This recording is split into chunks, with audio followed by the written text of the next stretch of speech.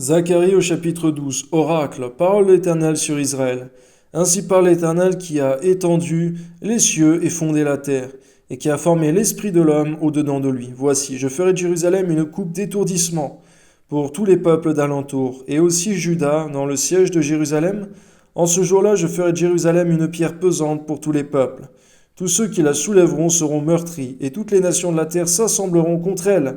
En ce jour-là, dit l'Éternel, je frapperai d'étourdissement tous les chevaux, et de délire ceux qui les monteront.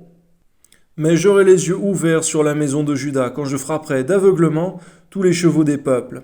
Les chefs de Juda diront en leur cœur, les habitants de Jérusalem sont notre force, par l'Éternel des armées leur Dieu. Ce jour-là, je ferai des chefs de Juda comme un foyer ardent parmi du bois, comme une torche enflammée parmi des gerbes. Ils dévoreront à droite et à gauche tous les peuples d'alentour. Et Jérusalem restera à sa place à Jérusalem. L'Éternel sauvera d'abord les tentes de Juda, afin que la gloire de la maison de David, la gloire des habitants de Jérusalem ne s'élève pas au-dessus de Juda.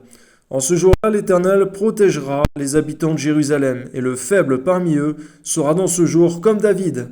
La maison de David sera comme Dieu, comme l'ange de l'Éternel devant eux. En ce jour-là, je m'efforcerai de détruire toutes les nations qui viendront contre Jérusalem. Alors je répandrai sur la maison de David et sur les habitants de Jérusalem un esprit de grâce et de supplication, et ils tourneront les regards vers moi, celui qu'ils ont percé.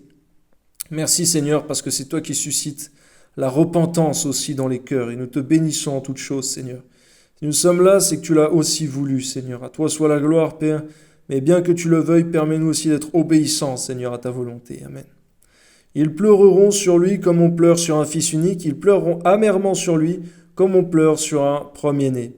En ce jour-là, le deuil sera grand à Jérusalem, comme le deuil d'Adadrimon dans la vallée de Megiddo. Le pays sera dans le deuil, chaque famille séparément, la famille de la maison de David séparément et les femmes à part, la famille de la maison de Nathan séparément et les femmes à part, la famille de la maison de Lévi séparément et les femmes à part, la famille de Shimei séparément et les femmes à part. Toutes les autres familles, chaque famille séparément et les femmes à part. Gloire à Dieu. Amen.